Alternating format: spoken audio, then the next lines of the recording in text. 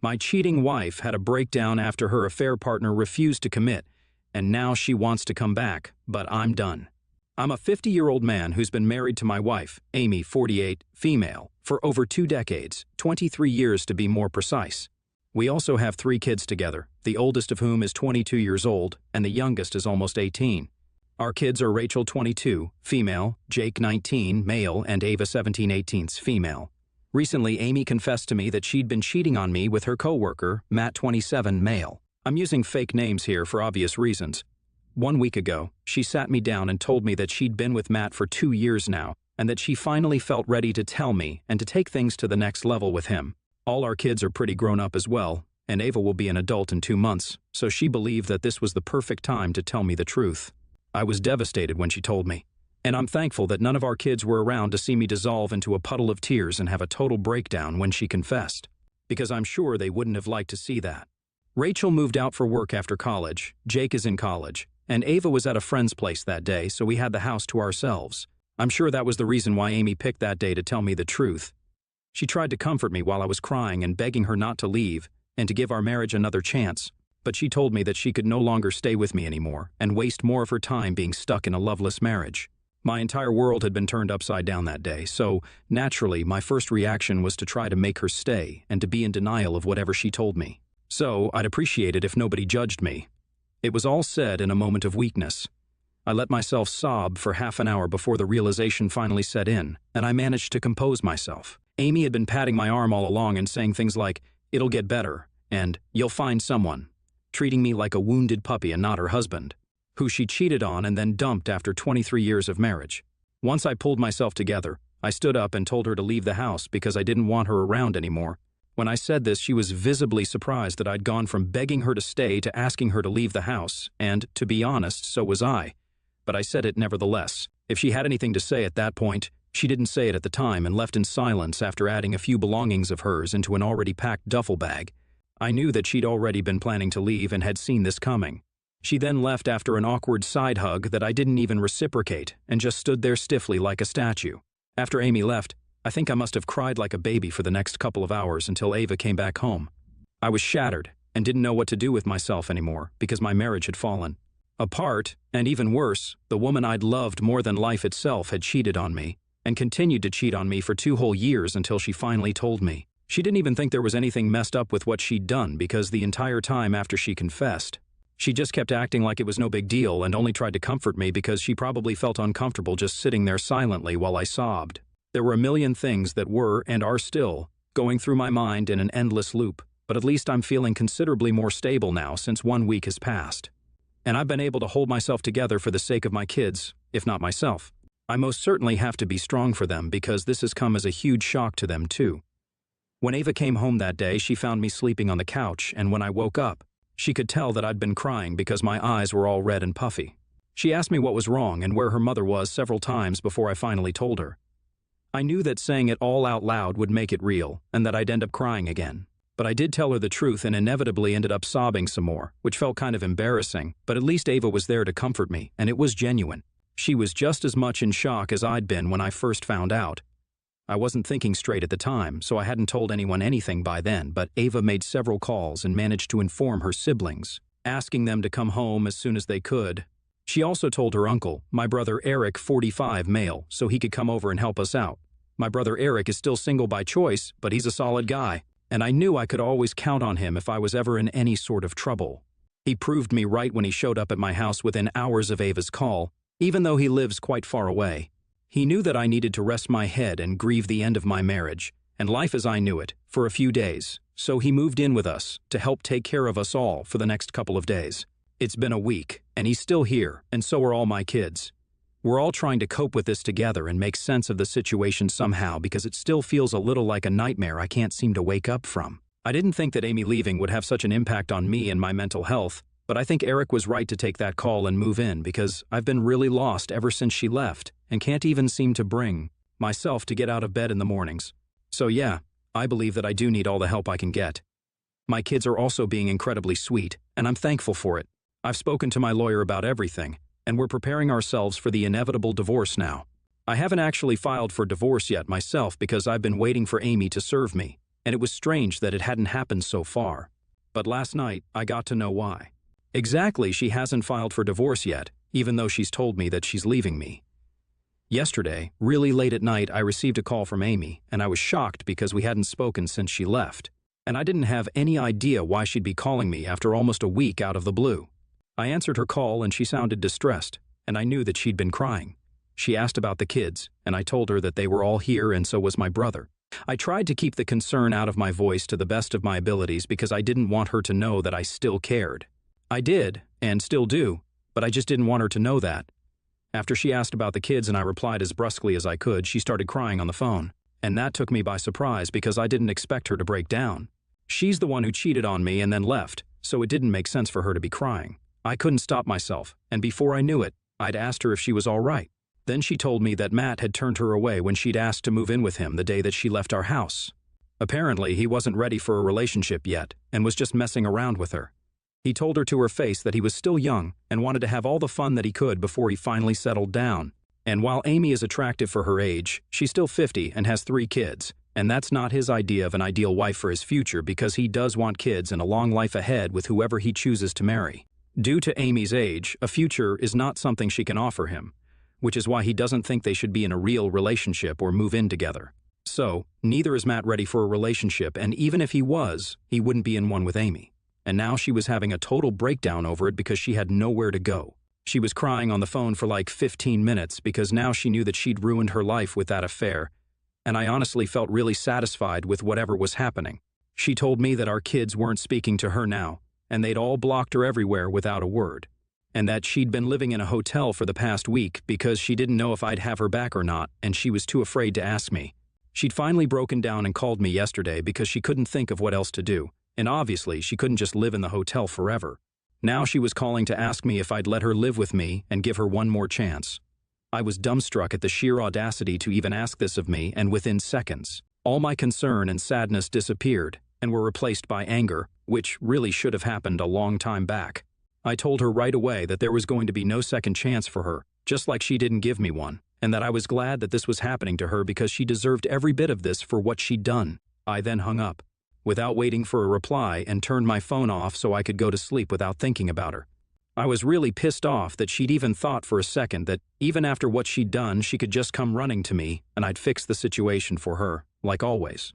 We had a lot of ups and downs over the years in our marriage, like any other married couple, but I'd always tried to fix every fight, even though she'd rarely ever apologized to me. It was always me who was chasing after her and trying to make it up to her, even if I wasn't in the wrong. But I'd had enough. I couldn't look past this. I couldn't forget this. And I most certainly didn't even want to, because this was the reality check that I needed. I'd always loved my wife more than she'd loved me and more than she deserved to be loved. But that ended now. Now, I don't think I did anything wrong by asking her to leave the house and refusing to let her come back, because after all, the house is technically mine since I'm the one who bought it. So it's under my ownership legally, and she can't force me to let her live there. But she's been trying to manipulate me into believing that I'm being cruel to her somehow. After I finally turned my phone back on this morning, I found several texts from her that she'd sent last night after our phone call. She was furious and acting like the victim because apparently I was being selfish and not thinking of her at all, which is such a strange thing to say after she cheated on me. She's also accusing me of turning the kids against her, which is simply not true because, until she told me about it, I didn't even know that they'd blocked her and were refusing to speak to her. So I don't think that's my fault at all. In fact, I really don't see why any of this is my fault. Maybe it's the anger talking here. But it just seems insane that she's accusing me of being selfish because I don't want to give our marriage another chance after she cheated on me. And then, when she got rejected, she came crawling back to me because she thought that I'd just take her back in a heartbeat. I don't think I'm in the wrong here at all. And I also wanted to make sure that I'm not being unnecessarily cruel out of anger in this situation. So I'm turning to you people now. ATA for refusing to let my wife move back in with me after she cheated on me with her coworker. Update 1. Hey everybody, first and foremost, a huge thanks to every single person who took out time to respond to my original post. I'm actually so thankful that I made that post and realized how badly I was being gaslighted by Amy because she had me questioning my decision to not let her back into my home and my life. I certainly was having second thoughts, and I would have fallen weak had I not posted here.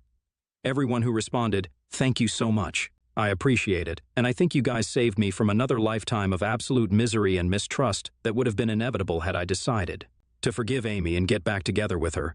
But yeah, I'm back in my senses now, and I know that she doesn't deserve a second chance at all.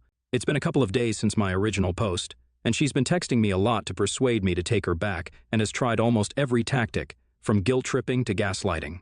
She regularly keeps apologizing while saying that she made a huge mistake by engaging in an extramarital affair at all and that she'll do her very best to make it up to me. I don't know why exactly she thinks that I'll still take her back despite her affair because this is not just some small petty fight, and she's taking things way too lightly. She still doesn't realize the enormity of what she did to me, and I highly doubt that she ever will get it. I'm feeling a lot better now, so I've sent Rachel and Jake back so they can resume their normal lives. Ava is still living with me and checks up on me from time to time, which I do appreciate, but I told her not to let me hold her back from going out, having fun with her friends, or whatever it is that brings her joy. I know this is a tough time for all of us, but we'll all get through it eventually, and she's supposed to move out for college in the fall as well, so I want her to make the most of her time here. My brother is still living with us, though, and I'm really thankful for it. I spoke about the emotional impact of the affair and Amy leaving me at length. But there are also practical day-to-day activities that have also been affected by her leaving. These seem a little petty but are also a constant reminder of her absence. Now that Amy's gone, we needed someone to take over her share of chores. She's the one who usually used to do all our laundry because she said she enjoyed it. The kids and I used to keep the house clean, take out the trash, and do the dishes. And Amy used to do the laundry and the cooking because that's what she enjoyed doing. But now it was up to me and Eric to take over because Ava was busy with her own life, and I wasn't going to keep her home just to help out with chores. My brother has been a godsend ever since he came here, and even though he's not very emotional or affectionate, he's been there for me and has made me feel like I can let go a little, which is something I feel like I really needed. I know he'll have to go back to his life at some point, but I'm lucky that he's here for me now. Speaking about the legal aspect of things, my lawyer and I have already filed for divorce. We went ahead with the petition yesterday, after I realized that now that Amy had nowhere to go, she wasn't going to file for divorce anymore because she wanted to come back. Now she's going to be served in a couple of days, and then the real battle begins. It's already exhausting for me to even think about it, so I can only imagine how much more mentally taxing it'll be when I actually have to go through it all. I never imagined that I'd have to get divorced, and yet here we are. It's a horrible feeling, but there's just nothing else I can do anymore. At least I'll know that I did my very best to keep the marriage intact and that whatever is happening right now isn't my fault. It's hers, so I don't need to feel like crap about what happened. I'm also grateful that my kids are all grown up now because I don't think I could have handled a custody battle alongside the divorce.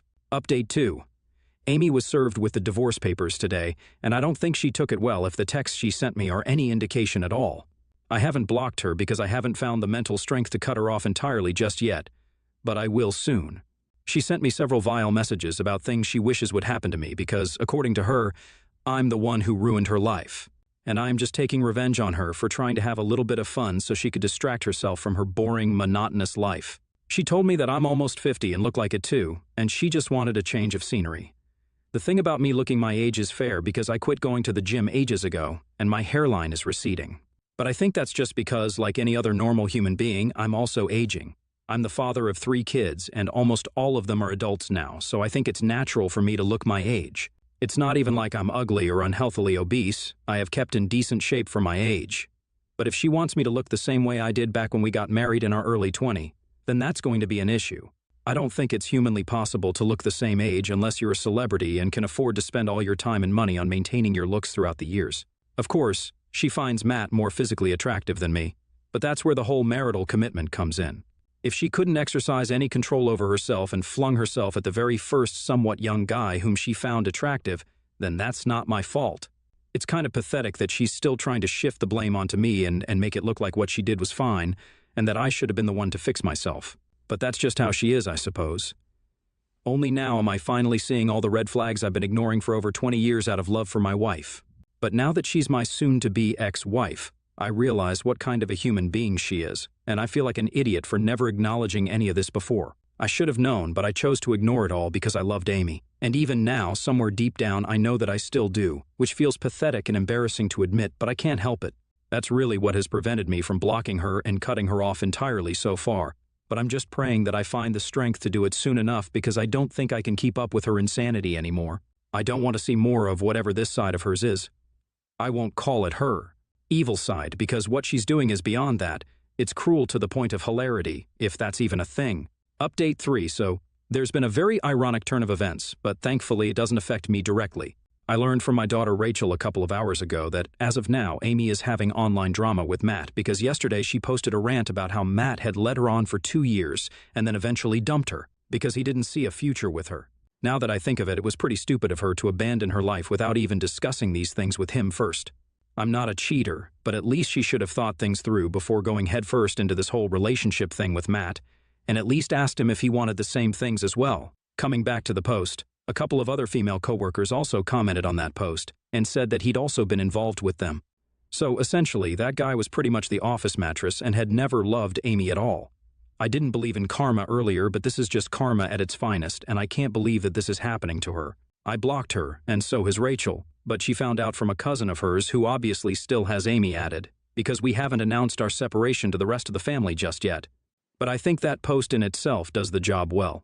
I'm still going to tell my own family soon, but before that, I just want to relish the drama that she's caught up in and take a step back to admire the crapfest Amy has walked into. That Matt guy truly deserves a round of applause, because I really can't imagine anyone being able to pull off multiple affairs in the same office for more than a year. I hated him initially when I learned that Amy had been cheating with him on me, but now I think I'm warming up to him. I might even congratulate him and tell him well played or something, I don't know. All I know is that this is the perfect payback for what Amy did to me, and it really is just a perfect example of the repercussions of cheating and ruining your perfect life just for a little bit of fun, as she put it herself. At least I'm going to be out of this mess in her life soon enough now, and I can't wait for the divorce to come through at this point. Update 4. It's been a little over a month since my original post, and we're currently in the negotiations phase for the settlement. It's incredible how I now look at her and feel absolutely nothing for her anymore. She smiles at me sometimes during the meetings and tries to talk to me after them, but I do my best to avoid her and keep my distance. As far as I know, she's living with a friend of hers now and has been fired from her previous job. But I don't think I'll have to give her any alimony because of the very public confession of her infidelity on Facebook. Thanks to her delusional belief that Matt would be serious about her at some point. I don't even need to prove that she'd been cheating because she did all the work for me herself. My kids are still not speaking to her, and we like to pretend that she doesn't even exist anymore. I know it's not exactly healthy, but we'll think about that later when some time has passed. Right now, it's way too fresh to be discussed emotionally. I'm doing a lot better than I was when I first posted here, and I know it'll just get better with time. I'm probably going to start therapy in a few days, once I have more time after the divorce is finalized or something, and maybe that'll help me feel okay about everything eventually.